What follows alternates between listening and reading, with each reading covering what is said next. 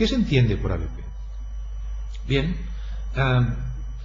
yo utilizaría para definir el ABP sus características básicas. Gracias.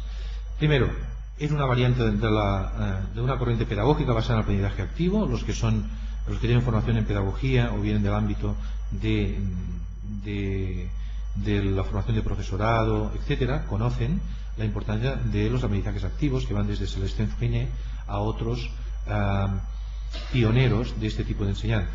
Es una enseñanza donde el centro se desplaza del profesor al alumno, con lo cual ya no es el profesor la única fuente de conocimientos, sino son los estudiantes los que van a aprender por sí mismos, naturalmente bajo la supervisión del profesor.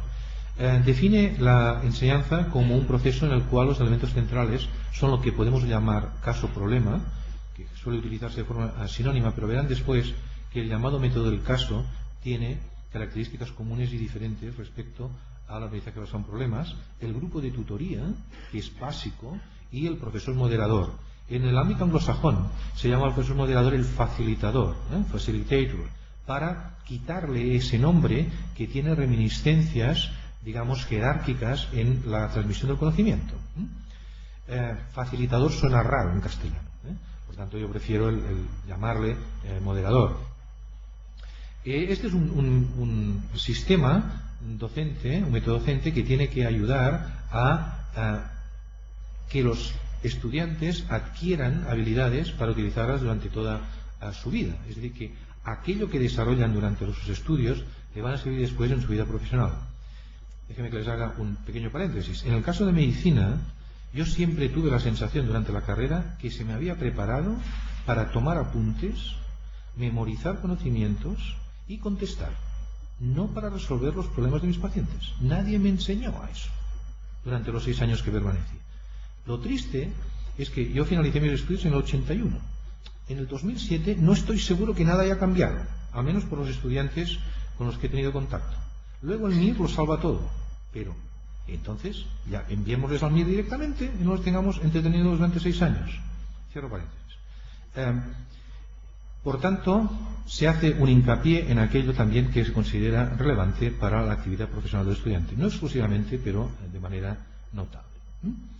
Les decía que no es lo mismo el método del caso, no es lo mismo el caso clínico, que se utiliza mucho en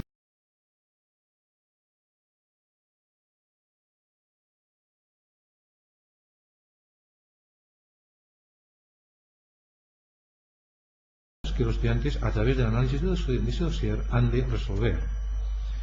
En el caso clínico también se presenta toda la información disponible y se tienen que proponer diagnósticos o pruebas complementarias y por tanto encontrar una única respuesta para la situación planteada.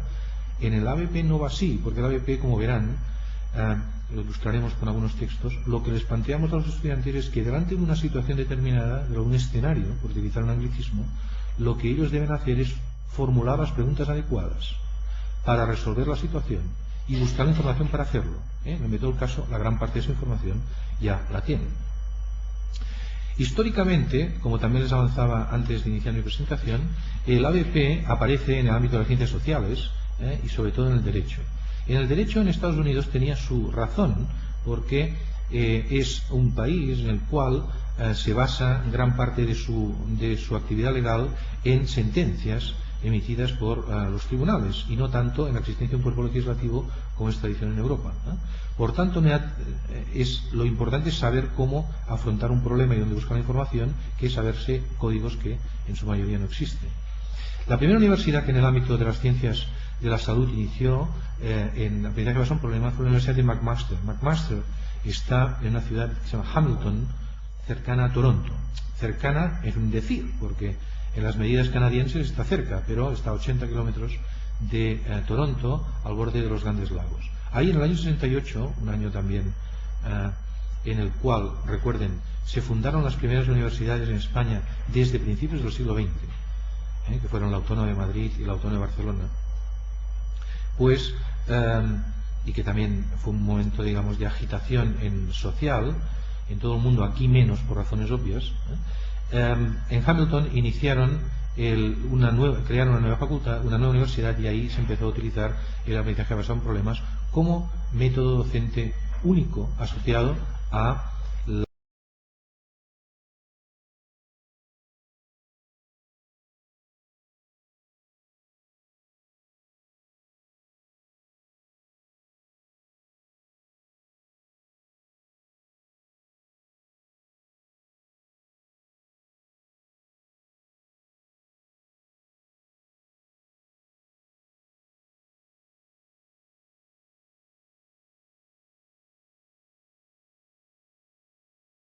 ¿Este es un método nuevo?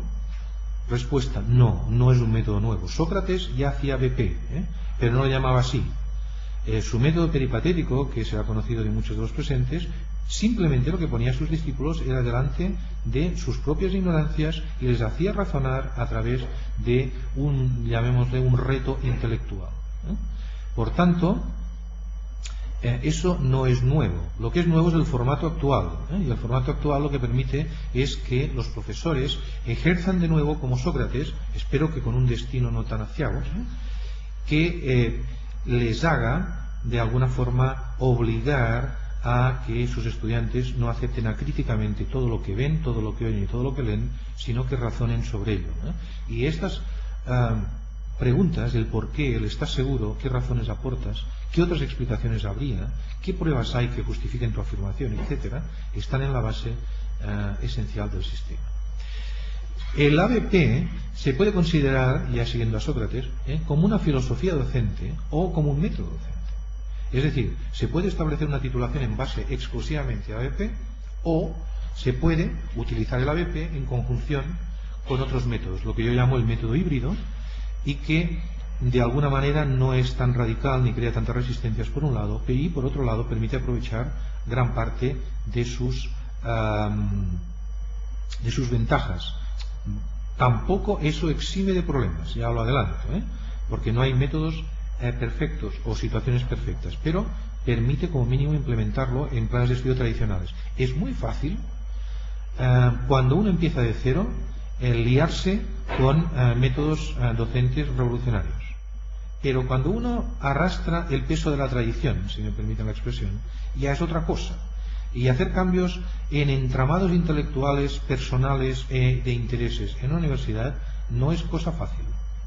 Sobre todo cuando los profesores de estas universidades, en España y fuera de España, consideran que tienen que dar la doctrina de su materia. Y eso de renunciar a la doctrina de la materia es algo que causa un notable malestar y que puede invalidar cualquier tipo de reforma. Por tanto, uno no tiene que desconocer nunca dónde está antes de meterse en cosas de cambios. ¿Qué no es el ABP? El ABP no es, entre otras cosas, una panacea. No soluciona todos los problemas docentes de nadie. En segundo lugar, tampoco es una religión, en el sentido dogmático de que debe seguirse al pie de la letra sin modificaciones a la situación de cada lugar. En tercer lugar, no es una misión imposible. No es algo que son, veleidades de los anglosajones y los escandinavos e imposibles de aplicar en el mundo latino. No es cierto. Luego verán que hay muchísimos ejemplos en nuestro país en la actualidad de que se aplica. Tampoco es un rito mágico. Cualquier profesor puede hacerlo si tiene formación. Cualquiera.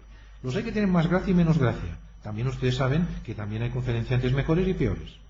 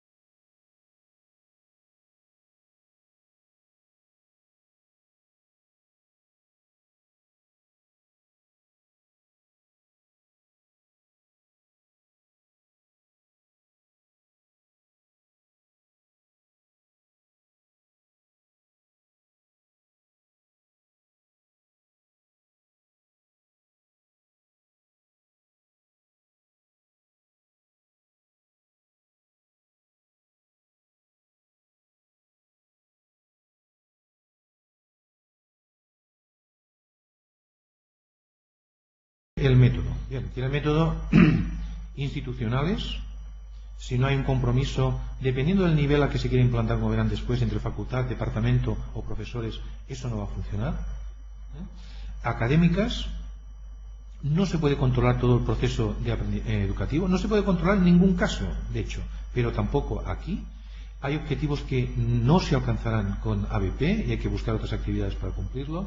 Y habrá una reducción de conocimientos teóricos, lo cual a mí no me parece malo si se sabe lo que se reduce, porque existe un exceso de información en nuestros estudios. Logísticas. Quizá en su universidad eso no ocurra, pero en las universidades tradicionales, donde se basan en grandes aulas con anfiteatros para los estudiantes, el reconvertir esas aulas o encontrar espacios para realizar sesiones de tutoría para 10, 12 estudiantes es un tema complejo. También afecta la capacidad de la biblioteca.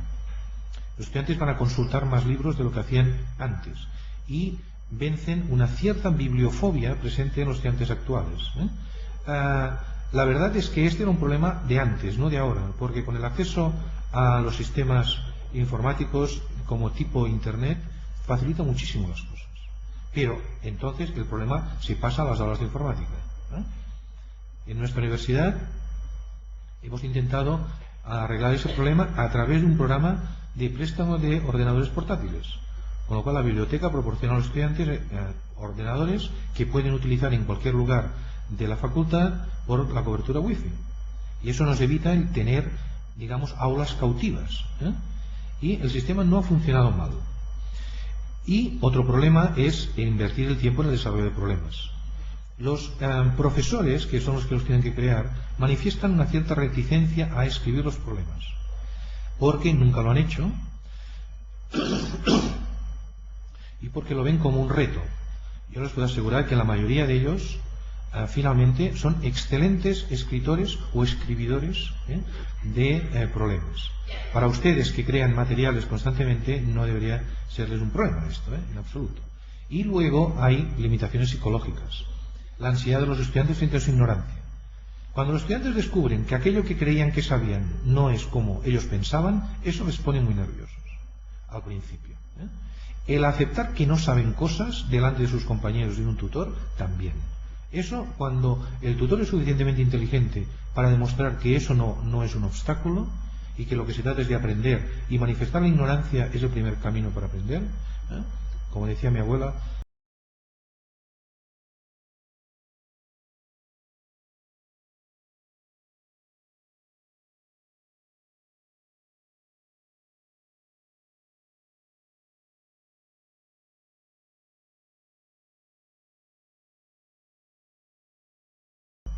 todo el ABP se resume en esta frase que ven aquí. El profesor abandona su rol de transmisor pasivo de conocimiento para convertirse en un guía en el camino para alcanzar la madurez intelectual de los estudiantes. Deja de ser la fuente de conocimiento para convertirse en el elemento que facilita su adquisición. Es eso el rol que los profesores van a tener en este nuevo método.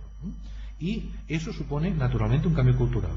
Y todo el mundo sabe que los cambios culturales, igual que los cambios de actitud, no de aptitud, de actitud, son los más difíciles. Porque frente al cambio, aquí tienen algunas de las opciones. La innovación la realizan un porcentaje pequeño de profesores que luego pueden tener adaptadores iniciales, propagadores, seguidores. Pero hay que recordar que siempre hay los agnósticos recalcitrantes, lo cual no pasa nada. Pero los saboteadores destructores ya es otra cosa. Y aquellos que se encargan de decir a los estudiantes que el método que es malo, que están perdiendo tiempo, etcétera, con lo cual hacen un flaco favor a aquellos que intentan realizar el cambio. Ya hemos dicho cuáles son los elementos de ABP, el estudiante, el profesor, la sesión de tutoría, el problema y la evaluación. ¿Cómo encaja todo?